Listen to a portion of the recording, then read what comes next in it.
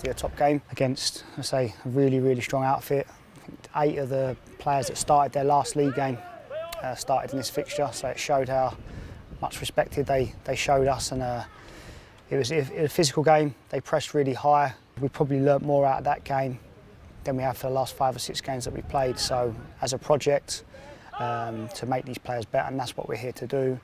That's some invaluable learning that we've had there, and we've had before we trained today. We just had a debrief on the game, going through bits and bobs what we felt we could have done better, what we felt we'd done well at, and now that's put to bed. Now we'll prep for the next game. That's another test, quick turnaround for our boys. We've only brought 14 out here, so it's going to be a quick turnover. Picked up a couple of knocks, so it's going to be tight with players and stuff, but that for us is not an excuse. It's great for the boys to have to recover and go again and say face another tough test. I feel like as a new coach, 3 years into my coaching career, that I've covered every base of coaching, and that's down to Neil. Firstly, helping me find out what my principles are and our principles are aligning, and secondly, letting me have the session and the time on the grass. These boys can't afford to waste a day. They've got 2 years in this system, really. So they've got to make the most of every training day, every match day. And I say it's down to the recruiting the right characters.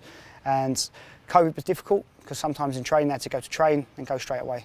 Now we've got a little bit more of a leeway where we can have time together, and that is imperative for team spirit. Obviously, coming out here in such a good environment, in a good place like this, you want to start off a tournament as well as you can. And obviously, starting out with a game like that, losing 5-1 is not how you want to start. In the second half, obviously the game was gone, but we tried our hardest to try to get back into the game. We got 1 goal, and then we lost another sloppy one. But I feel like the boys understand where we've went wrong. So yeah, we just need to pick ourselves up and get ready for the next game, and yeah, do the best we can. It was a test that we needed, and obviously with tomorrow's game as well, they'll be a good side, so we need to be ready for that.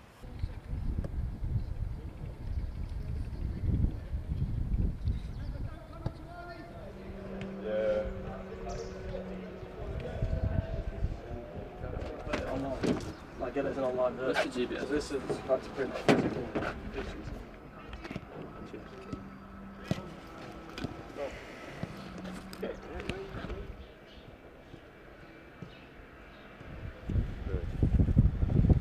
Like I said back at the hotel, that game's gone. On to RODINA from Moscow tomorrow. Make sure we're tuned in, and I keep going on about it all the time. Fucking tuned in. Enjoy it, make sure we train properly and prepare ourselves. Good, let's go! Let's quickly get GPS first, start with GPS. He's working over the cone, Trish, right leg, 3 hop. Wait! And change over 2 in 2 out. So my name's Jay Harris, I work for The Athletic. I joined in July. It's my remit to cover anything related to Brentford, basically. So obviously that involves the senior side and the women's side, but also means I get the opportunity to go to Woking, Hampton and Richmond, Southend to follow the B team, and on this lovely occasion, Paphos in Cyprus. It's been an amazing experience. I think obviously Brentford's B team is something that's unique, isn't it? It's not something that you see across the rest of English football. And I think from spending time with the coaching staff, with the boys, I really see the merits of why they've done it.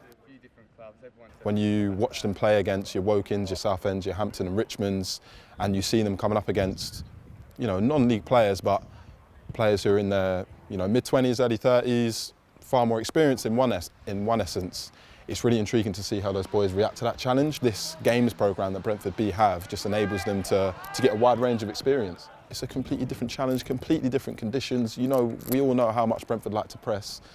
It's 25 degrees and it's in the middle of the day over here. So again, that's another different experience for them, and you can just see how they react to it. If results don't go their way, they don't get their head down. It's a great setup they've got here. Purds, Saunds, Neil, they really do push us in training, and they've set the mentality for us that a lot of players that have grasped, like people like Dom Jeffries, he's really stepped up this year with his voice and things like that. So I feel like everyone's so together. Come on, Ray, now when he goes. Yes!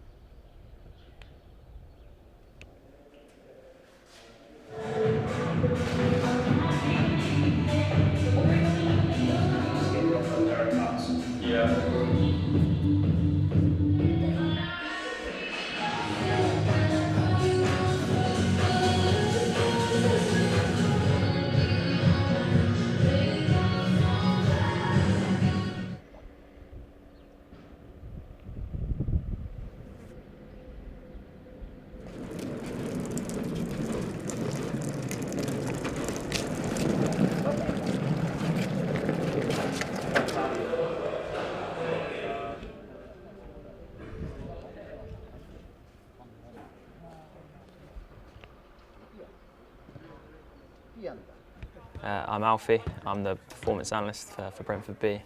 Yeah, so the pre-match meeting this morning, just to go through some opposition profiling of how they play and what we saw when we went to watch their game yesterday against Paphos, and then some bits about ourselves, how we're going to play. So during the game, I'll be filming and live coding, so specifically a few things that we picked up on. So in the pre-match meeting we'll have points of how we're going to win the game and some objectives of how we're going to play, so I'll always be relating what I'm coding to that, and then all that time just trying to code live information to give to the coaches at half-time, directly relating to our game plan.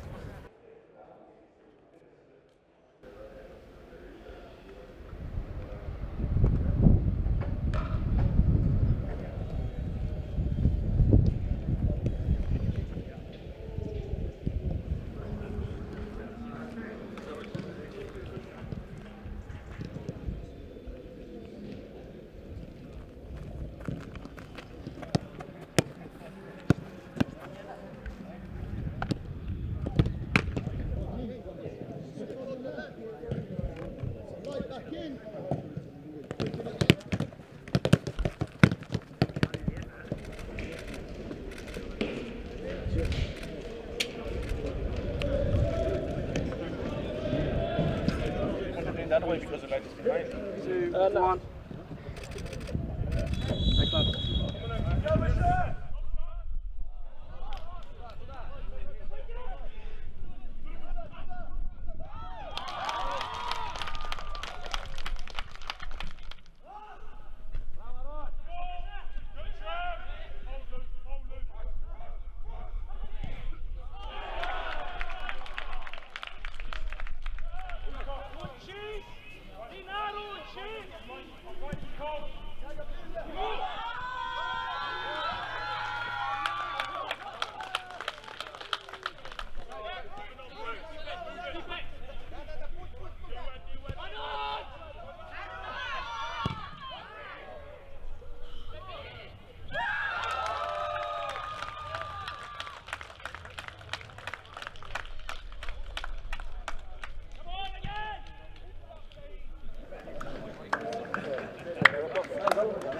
I think the boys are really disappointed. We were there in the change room because within those 90 minutes, everyone worked so hard on and off the ball.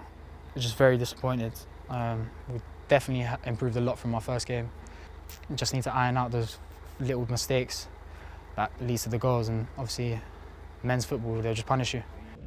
The attitude of our group today was unbelievable. They were a proper team. You know, no matter what happened throughout the game, they just applied themselves the way we want. And as I said to them before in the dressing room, be the best teammate today. They certainly were for each other.